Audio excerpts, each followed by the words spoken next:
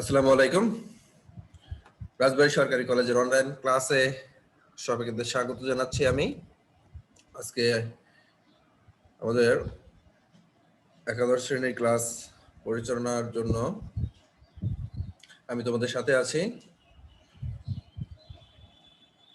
আমি K M Majedur Rahman, প্রভাষক হিসাব বিজ্ঞান বিভাগ, রাজবাড়ী সরকারি কলেজ, রাজবাড়ী।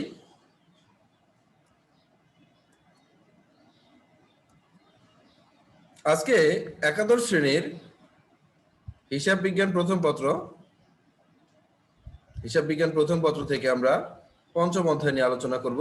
হিসাব বিজ্ঞানের নীতিমালা সমূহ, হিসাব বিজ্ঞানের নীতিমালা, principal of accounting, principles of accounting.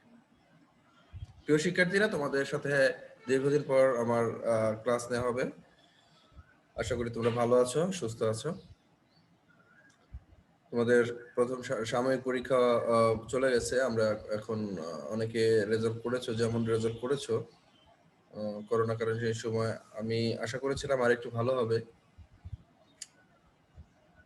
কিন্তু আশানুরূপ ফল হয়নি। আশা করি পরবর্তীতে ফাইনাল পরীক্ষাটা তোমাদের ভালো হবে।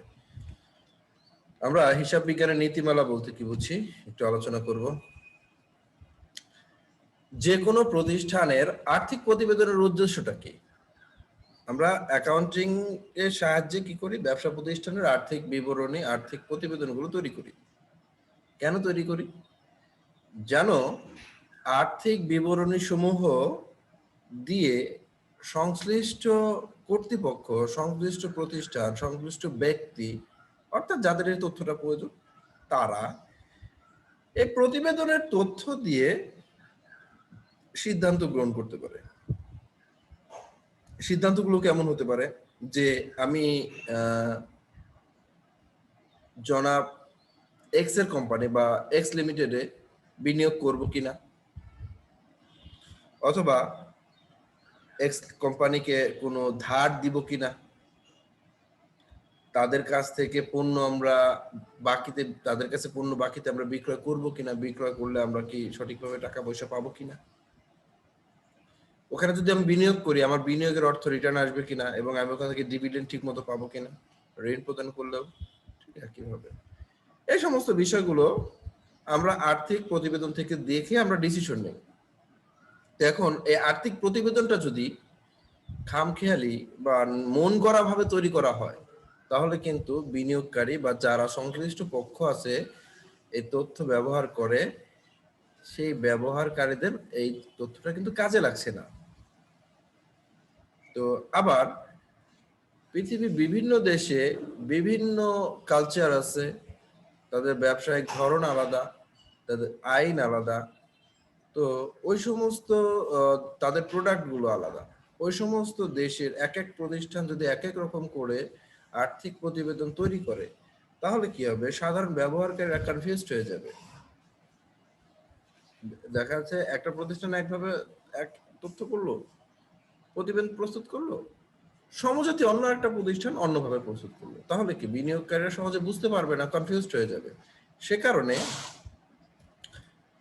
আমাদের international accounting standard board, financial accounting standard board, আমাদের এই আন্তর্জাতিক হিসাব মান সংস্থা সমূহ, তারা কিছু নীতিমালা স্ট্যান্ডার্ড সেট করে দেয়। হ্যাঁ, তোমরা পৃথিবীর যে দেশেই হোক, তোমরা যেভাবে আর্থিক প্রতিবেদন তৈরি করো, তোমার কালচার যাই হোক, তোমার দেশে আইন যাই হোক না কেন, তোমার এই আর্থিক প্রতিবেদন সমূহে নির্দিষ্ট করে দেয়া আছে এই তথ্যগুলো অবশ্যই থাকতে হবে, এই টাইপের তথ্য অবশ্যই থাকতে হবে।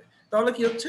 তাহলে প্রত্যেকটা দেশ, প্রত্যেকটা প্রতিষ্ঠান, তারা কিন্তু ওই তথ্য অনুযায়ী, ওই নির্দেশ অনুযায়ী তারা কিন্তু প্রতিবেদন তৈরি করছে। প্রতিবেদন তৈরি করলে কি হবে? সাধারণ যারা ব্যবহারকারী, তারা এই প্রতিবেদনগুলো পড়ে বুঝতে পারছে এবং তারা ডিসিশন নিতে পারছে। সে কারণে বলছে, দেখো আমরা থিওরিটিক্যাল বিষয়গুলো, এই সকল বিবরণী সিদ্ধান্তের জন্য প্রয়োজনীয় তথ্য সমূহ আমরা কোথায় পাই? আয় বিবরণীতে পাই, মালিকানা সত্ত্ব বিবরণীতে পাই, নগদ প্রবাহ বিবরণীতে পাই, আর্থিক অবস্থা বিবরণীতে পাই। এই সকল বিবরণী থেকে আমরা কি জানতে পারি? জানতে পারি আমাদের নেট মুনাফা কত, আমাদের সম্পদ কত, আমাদের দায় কত, মালিকানা সত্ত্ব পাই, আয় ব্যয় ক্ষতি ইত্যাদি আমরা জানতে পারি। এখন আমাদের এই তথ্যগুলো এমন কিছু বৈশিষ্ট্য থাকতে, অবশ্যই এই তথ্যগুলো শুধু করলেই হবে না, এই তথ্যগুলোর একটা গুণগত বৈশিষ্ট্য থাকতে হবে। বৈশিষ্ট্যগুলো এমন হবে যেন তথ্যসমূহ প্রাসঙ্গিক হয় এবং নির্ভরযোগ্য হয়, এবং এই তথ্যগুলো ভুল ত্রুটি মুক্ত হতে হবে, সামঞ্জস্য, একটার সাথে অন্যটার সামঞ্জস্য থাকতে হবে, এবং তুলনাযোগ্যতা, একই জাতীয় প্রতিষ্ঠানের মধ্যে আমরা কি করতে পারবো, তুলনা করতে পারবো, ভুল ত্রুটি মুক্ত হতে পারবো, বায়াসড হবে না, নিরপেক্ষ হবে। তথ্যটা সময় মতো দিতে হবে, টাইমলিনেস। আমার তথ্য এখন দরকার, আমার তথ্যটা আমি যদি 5 দিন পরে পাই, আমার সেটা ডিসিশন মেকিং এ কোনো কাজে আসবে না। তাহলে এই বিষয়গুলো আমাদের গুণগত বৈশিষ্ট্য থাকতে পারে। তো আমরা শিক্ষার্থীরা এই অধ্যায় শেষে আমরা যেটা জানবো, হিসাব বিজ্ঞানের ধারণাগত কাঠামো, মূল উপাদান সমূহ, উৎপত্তি চিহ্নিতকরণ করতে পারবো, আর্থিক বিবরণী প্রস্তুতকরণে হিসাব বিজ্ঞান নীতিমালা প্রয়োগ আমরা কিভাবে করবো সেটা দেখব। এখন সর্বজন স্বীকৃত হিসাব নিকাশ, জেনারেলি অ্যাকসেপ্টেড অ্যাকাউন্টিং প্রিন্সিপাল, অনেকে এটাকে গ্যাপ বলে। জেনারেলি অ্যাকসেপ্টেড অ্যাকাউন্টিং প্রিন্সিপাল, এটাকে সংক্ষেপে অনেকে গ্যাপ বলে, আসলে সংক্ষেপে এটার উচ্চারণ গ্যাপ হবে না, এটা উচ্চারণ হবে গাপ। সর্বজন স্বীকৃত হিসাব বিজ্ঞানের নীতিমালা, অর্থাৎ আমি একটু আগে যে কথাটা বলেছি যে কিছু আন্তর্জাতিক নিয়ম নীতির কথা বলা আছে, যে প্রত্যেকটা দেশের কোম্পানি সমূহ, যৌথ মূলধনী কোম্পানি সমূহ আর্থিক বিবরণীতে নির্দিষ্ট করে দেয়া আছে যে এই জাতীয় তথ্য এইভাবে নির্দিষ্ট করে দেয়া আছে। যে যেমন আমার যদি সমাপনী মজুদ মূল্যায়ন করা হয়, তাহলে সেটা কিভাবে মূল্যায়ন করবে, চাইলে যে কোনো প্রতিষ্ঠান তার নিজের ইচ্ছা মতো মন গড়া করতে পারে না। সেখানে আন্তর্জাতিক হিসাব financial accounting standard board FASB 12টি সর্বজন স্বীকৃতি হিসাব বিজ্ঞানের নীতি নির্দেশ করেছেন। এর বাইরে আমরা যেতে পারবো না, কারণ হিসাব বিজ্ঞান ইটসেলফ এ ল অ্যাক্ট, এটা একটা আইন, আন্তর্জাতিক আইন রয়েছে। ফাইন্যান্সিয়াল অ্যাকাউন্টিং স্ট্যান্ডার্ড বোর্ড এর আন্তর্জাতিক হিসাব মান বা আন্তর্জাতিক হিসাবের জন্য আইনও বলতে পারি, সেটা আমাদের প্রস্তুত করে। এবং বাংলাদেশ কি করে, এই financial accounting standard board, international accounting standard board, এই বোর্ডগুলো থেকে তাদের এই অ্যাকাউন্টিং যে রুলস গুলো আছে সেগুলো বাংলাদেশে অ্যাডাপ্ট করে ICAB, এবং সে অনুযায়ী বাংলাদেশের কোম্পানির সমূহ হিসাবের কাজ পরিচালনা করে থাকে। তো এখানে আর্থিক বিবরণী প্রস্তুতে FASB financial accounting standard board 12টি সর্বজন স্বীকৃত হিসাব বিজ্ঞানের নীতি নির্দেশ করেছে। এই নীতিসমূহকে আমরা দুই ভাগে ভাগ করব, একটা হচ্ছে কনসেপ্ট বা অ্যাজাম্পশন, হিসাব বিজ্ঞানের ধারণা, আর এটা বলছে প্রথা, কনভেনশন, কাস্টম। আচ্ছা, এছাড়াও আরো কিছু সর্বজন স্বীকৃত বলে সংস্থার অভিমত পাওয়া যায়, যেগুলো হলো সামঞ্জস্য, consistency, accrual concept, dual aspect concept, object evidence principle. এগুলো ছাড়াও আরো কিছু কনসেপ্টের কথা বলছে, সেগুলো আমরা বললাম। হিসাব বিজ্ঞানের ধারণা, হিসাব সংক্রান্ত ধারণা হলো মৌলিক অনুমান যার উপর ভিত্তি করে হিসাব শাস্ত্র, অর্থাৎ কিছু মৌলিক অনুমান, কিছু মৌলিক অনুমান। প্রত্যেকটা শাস্ত্রেরই, প্রত্যেকটা বিজ্ঞান, প্রত্যেকটা বিষয়েরই কিছু অনুমান। আমরা যে কোনো সাবজেক্ট পড়ি, ধরো ফিজিক্স, কেমিস্ট্রি, রসায়ন, প্রত্যেকটা বিষয় যখন কোনো একটা পার্টিকুলার জিনিস নিয়ে কথা বলে, তারা প্রথমে অ্যাজাম্পশন করে নেয়, কিছু ধারণা অনুমান করে নেয়, সেই ধারণার উপরে কি তারা তাদের ডেভেলপ করে থিওরি সমূহকে। তো আমাদের হিসাব বিজ্ঞান এই শাস্ত্রর উপর কিছু মৌলিক ধারণা রয়েছে, স্ট্রং ধারণা রয়েছে, এর উপরে ভিত্তি করে আমার হিসাব বিজ্ঞানটা গড়ে উঠেছে। এবং এই ধারণাটা কোনো আজগুবি না, এটা আন্তর্জাতিক আইন এবং এর একটি পেশাগত স্বীকৃতি রয়েছে, এবং আন্তর্জাতিকভাবে এটি স্বীকৃত, এবং এটা আইন কানুন অনুযায়ী স্বীকৃত। হিসাব সংক্রান্ত ধারণা, হিসাব নিকাশ সম্পর্কিত বিষয়গুলোকে বিচার করা হয়, অর্থাৎ এই ধারণাগুলো হিসাব বিজ্ঞানের উদ্দেশ্য সাধনের জন্য গৃহীত বিভিন্ন কার্যক্রম নিয়ন্ত্রণ ও পরিচালনা করে। উদাহরণ স্বরূপ ব্যবসা সত্ত্ব ধারণা, চলমান প্রতিষ্ঠান ধারণা, আর্থিক পরিমাপ একক ধারণা, হিসাবকাল ধারণা, ক্রয় মূল্য ধারণা, রাজস্ব চিহ্নিতকরণ ধারণা, মিলকরণ ধারণা, পূর্ণ প্রকাশ নীতি ধারণা ইত্যাদি।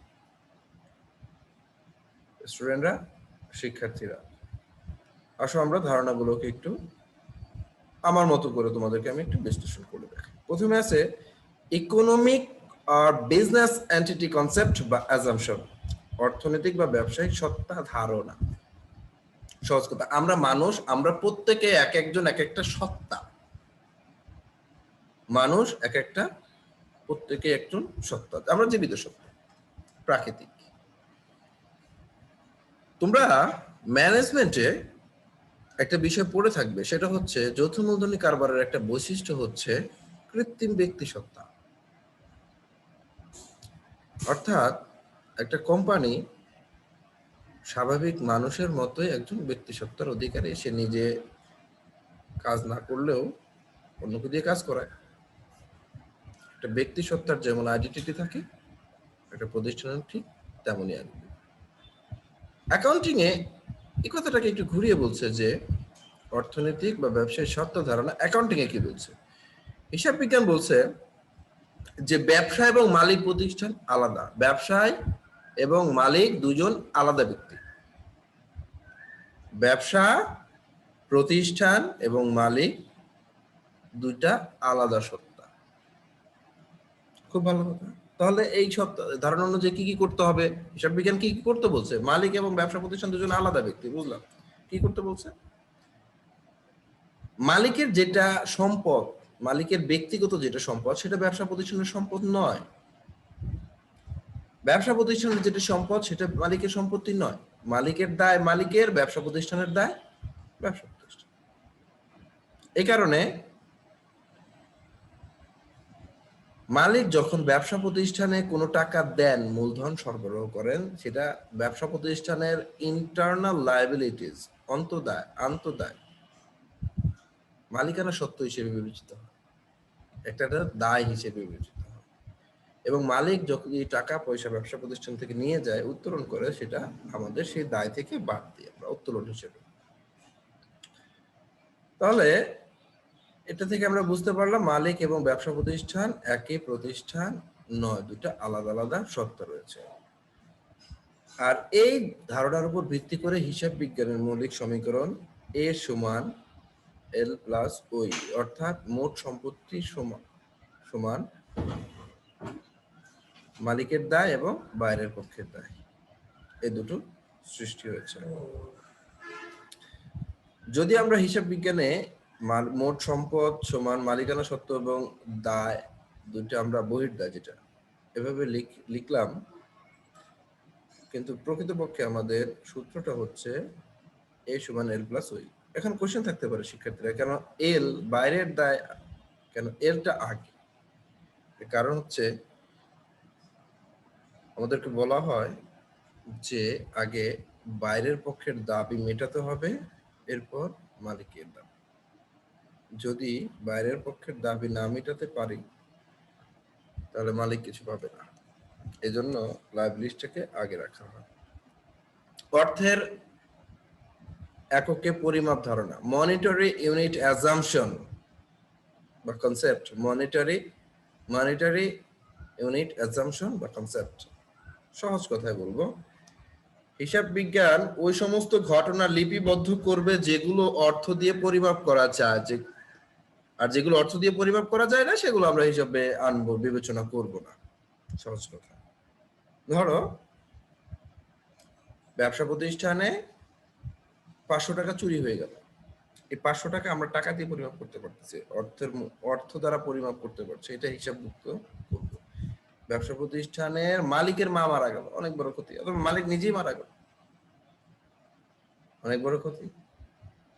কিন্তু মালিকের জীবনটা আমরা কি করতে পারবো না, অর্থ দিয়ে পরিমাপ করতে পারবো না, সেজন্য এটাকে আমরা হিসাবভুক্ত করব না। এখন অর্থ বুঝাইতেছে কি? এক এক দেশে, আমি এখানে টাকা বলি না, আমি কিন্তু অর্থ বলেছি। অর্থ যা দ্বারা কি করতে পারি আমরা, বিনিময়। অর্থ হচ্ছে বিনিময়ের মাধ্যম, যা দ্বারা আমরা কোন দ্রব্য ক্রয় বিক্রয় করতে পারি, দায় দেনা পরিশোধ করতে পারি, এটা হচ্ছে অর্থ। এই অর্থ এক এক দেশে এক এক নাম হয়ে যায়। বাংলাদেশে এটা টাকা, ইন্ডিয়া এটা রুপি, সৌদি আরবে রিয়াল, মালয়েশিয়া রিঙ্গিত, ইউএসএ তে ডলার। তো সংশ্লিষ্ট দেশের মুদ্রা দ্বারা যখন আমি ওই ঘটনাকে আমি কি করতে পারি, চিহ্নিত করতে পারি, পরিমাপ করতে পারি, তখনই আমরা হিসাবভুক্ত করব। আর যদি আমরা টাকা দিয়ে পরিমাপ করতে না পারি তাহলে আমরা হিসাবভুক্ত করতে পারবো না। এটা বলছে অর্থের মূল্যের একক ধারণা। হিসাবকাল ধারণা এবং হিসাবকাল ধারণার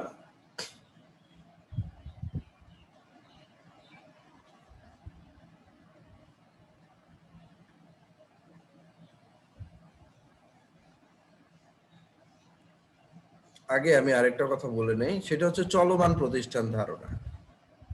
চলমান প্রতিষ্ঠান ধারণা, চলমান প্রতিষ্ঠানের ধারণার কথা হচ্ছে যে ব্যবসায় প্রতিষ্ঠান কখনোই বিলুপ্ত হবে না। আবার বলছি, ব্যবসা প্রতিষ্ঠান কখনোই বিলুপ্ত হবে না, আজীবন চলতে থাকবে। একবার প্রতিষ্ঠিত হয়েছে, আজীবন চলতে থাকবে, এর প্রফিট করবে এবং টিকে থাকবে বছর পর বছর। এটা হচ্ছে আমাদের যৌথ মূলধনী কারবারের একটা বৈশিষ্ট্য রয়েছে, সেটা হচ্ছে চিরন্তন অস্তিত্ব সম্পন্ন না। সেখান থেকে আমরা চলমান প্রতিষ্ঠান ধারণাটা, চলমান প্রতিষ্ঠানে বলা হচ্ছে ব্যবসা প্রতিষ্ঠান স্থাপন করা হয়েছে বিলুপ্তির জন্য না, আজীবন চলতে থাকবে। এবং এখানে একটা কথা বলা হয় যে ব্যবসা প্রতিষ্ঠানের সম্পত্তি কেনা হয় বিক্রয়ের উদ্দেশ্য নয়, সম্পত্তি কেনা হয় ভবিষ্যৎ আয় অর্জনের জন্য। সম্পত্তি কেনা হয় ভবিষ্যৎ আয় অর্জনের জন্য। এরপর যেটা হয়, এই চলমান প্রতিষ্ঠান ধারণা অনুযায়ী আমরা ব্যালেন্স শিট প্রস্তুত করি।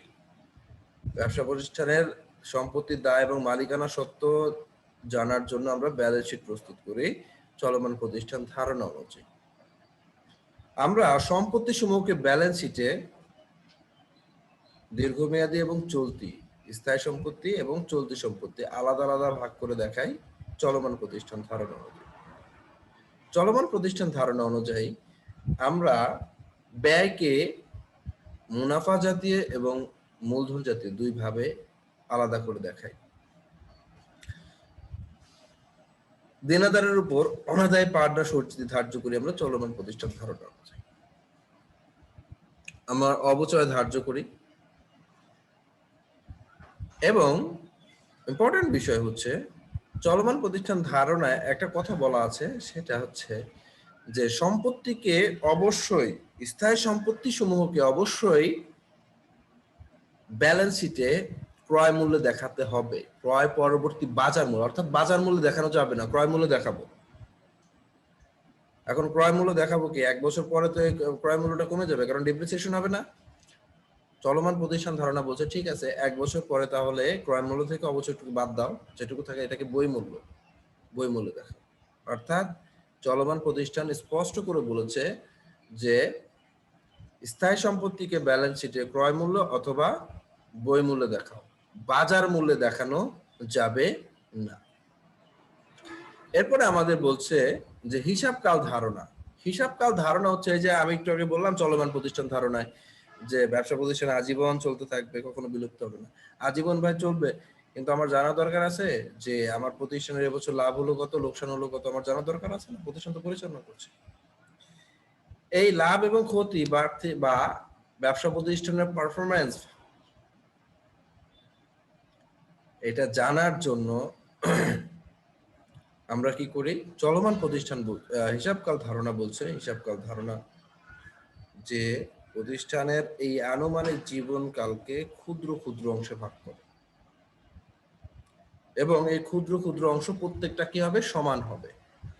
এই প্রত্যেকটা অংশকে আমরা বলি হিসাবকাল। আমরা হিসাবকাল অর্থাৎ আমরা হিসাব নিকাশের সুবিধার্থে ব্যবসায়ের জীবনকালকে ক্ষুদ্র ক্ষুদ্র সমান অংশে ভাগ করব।